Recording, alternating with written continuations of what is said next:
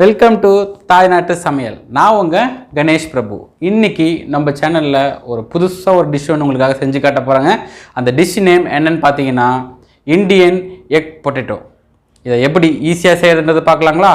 வாங்க சமைக்க போகலாம்.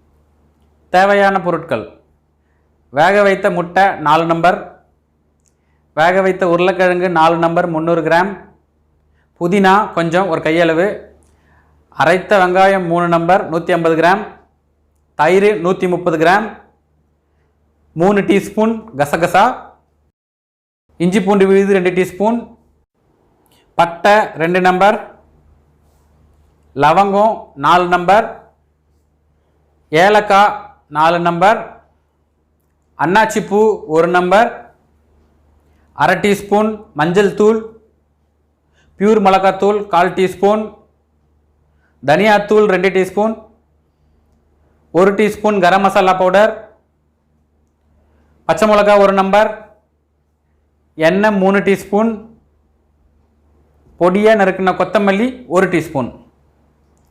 வேக வைத்த முட்டையை 4 நம்பர் எடுத்துக்கோங்க. அதே மாதிரி 300 கிராம் உருளைக்கிழங்கு வேக வச்சுக்கோங்க. இப்போது ஒரு பவுலில் 4 வேக வச்ச முட்டையை ஆட் பண்ணிக்கோங்க. அதுக்கப்புறமா 4 உருளைக்கிழங்கு வேக வச்சுருக்கோம் இல்லைங்களா, 300 கிராம் அதையும் ஆட் பண்ணிக்கோங்க.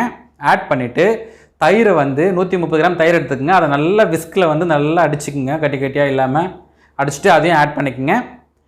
இதில் 2 டீஸ்பூன் இஞ்சி பூண்டு விழுது ஆட் பண்ணிக்கோங்க. அதுக்கப்புறமா கசகசாவை 3 டீஸ்பூன் 5 டீஸ்பூன் தண்ணியில் ஆட் பண்ணி மிக்சியில் போட்டு நல்லா அரைச்சி அதையும் ஆட் பண்ணிக்கோங்க. அரை டீஸ்பூன் மஞ்சள் தூள், 1/4 டீஸ்பூன் பியூர் மிளகாத்தூள், உங்களுக்கு காரம் வேணும்னா இது அரை டீஸ்பூன் ஆட் பண்ணிக்கலாம். 2 டீஸ்பூன் தனியாத்தூள்,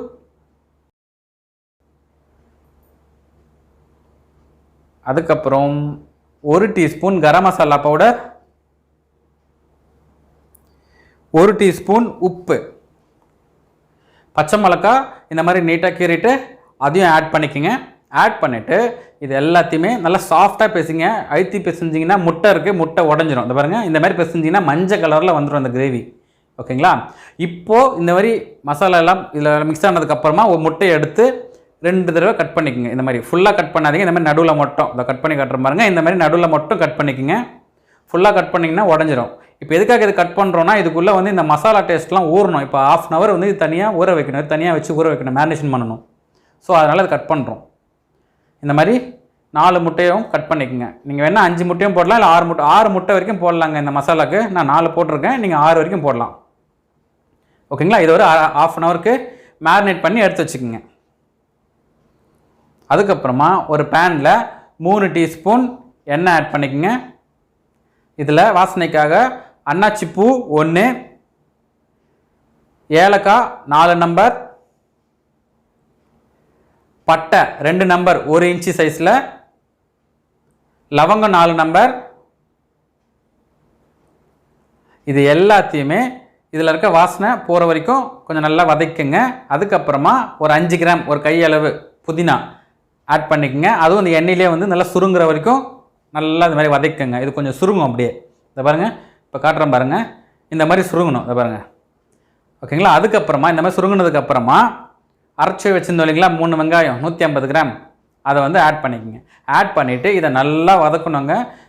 வெங்காயம் வாசனை போகிற வரைக்கும் இதை நல்லா வதக்கணும். இது கலர் மாறும், லைட் கோல்டன் ப்ரௌன் கலரில் மாறுங்க. அது வரைக்கும் நீங்கள் வதக்கிட்டே இருங்க. இந்த பாருங்கள், கலர் மாறிட்டே வருது பாருங்கள், மாறிடுச்சு. இந்த மாதிரி கலர் மாறினதுக்கப்புறம் தான் நம்ம இந்த முட்டை மசாலாவை சேர்க்கணும். முட்டை உருளைக்கிழங்கு மசாலா இருந்தது இல்லையா, இது எல்லாத்தையும் சேர்த்துருங்க. சேர்த்துட்டு 5 நிமிஷத்துக்கு இதை லோ ஃப்ளேம்லேயே குக் பண்ணணும், மூடி வச்சு. பாருங்கள், இந்த மாதிரி மூடிடுங்க. மூடிட்டு 5 நிமிஷத்துக்கு லோ ஃப்ளேமில் குக் பண்ணிங்கன்னா உங்களுக்கு இந்த மாதிரி எண்ணெய் லைட்டாக மேலே பிரிய ஆரம்பிச்சிடும். பாருங்கள், இந்த மாதிரி பிரியணும். பிரிஞ்சால் தான் தொக்கு தொக்காக வரும். இந்த பாருங்கள், தொக்கு தொக்காக வந்துருக்கு பார்த்தீங்களா? இந்த மாதிரி வந்ததுக்கப்புறமா 150 ml தண்ணி அதில் ஆட் பண்ணிக்கோங்க. தண்ணி அதில் ஆட் பண்ணிவிட்டு இதையும் நல்லா மிக்ஸ் பண்ணிடுங்க. இந்த கிரேவி மஞ்சள் கலரில் தாங்க வரும், ஆனால் செம்ம டேஸ்ட்டாக இருக்குங்க. ஓகேங்களா? இந்த மாதிரி தண்ணி ஊற்றி மிக்ஸ் பண்ணிவிட்டு கொதிக்கிற வரைக்கும் வெயிட் பண்ணுங்கள். இதை பாருங்க கொதிக்க ஸ்டார்ட் ஆகிடுச்சு பாருங்கள். இந்த மாதிரி கொதிக்க ஸ்டார்ட் ஆனதுக்கப்புறமா மறுபடியும் மூடிடுங்க. மூடிட்டு லோ ஃப்ளேம்லேயே 8 நிமிஷம் டைம் பார்த்துங்க. 8 நிமிஷத்துக்கு இது குக் ஆகணும் லோ ஃப்ளேம்லேயே. அப்போ தான் நம்ம ஸ்டார்டிங்கில் ஊற்றின எண்ணெய் எல்லாமே இந்த மாதிரி மேலே பிரியும், தொக்கு தொக்காக வரும், டிஷ்ஷும் செம்ம டேஸ்ட்டாக இருக்கும். அப்போ தான் பாருங்க இப்போ எல்லாம் பிரிஞ்சிடுச்சு. ஓகேங்களா, ஆல்மோஸ்ட் ஒரு 80% டிஷ் முடிஞ்சிடுச்சிங்க. இப்போ இதில் ஃபைனலாக கொத்தமல்லி 1 டீஸ்பூன் ஆட் பண்ணிக்கோங்க. ஆட் பண்ணிவிட்டு இதையும் வந்து நல்லா ஒரு நிமிஷத்துக்கு மிக்ஸ் பண்ணி விட்டுட்டிங்க அப்படின்னா அவ்வளோதாங்க, டிஷ் முடிஞ்சிச்சுங்க. தாய்நாட்டு சமையலில் இன்றைக்கி உங்களுக்காக இந்தியன் எக் பொட்டேட்டோ கிரேவி செஞ்சு காட்டியிருக்கேன். இது எல்லோரும் வீட்டில் ட்ரை பண்ணி பார்த்துட்டு மறக்காமல் கமெண்ட் பண்ணுங்கள். அவ்வளோதான். இந்த வீடியோ உங்களுக்கு பிடிச்சிருந்ததுன்னா உங்கள் ஃப்ரெண்ட்ஸ்க்கெல்லாம் ஷேர் பண்ணுங்கள், மறக்காமல் சப்ஸ்கிரைப் பண்ணுங்கள். Until then, bye from Ganesh Prabhu.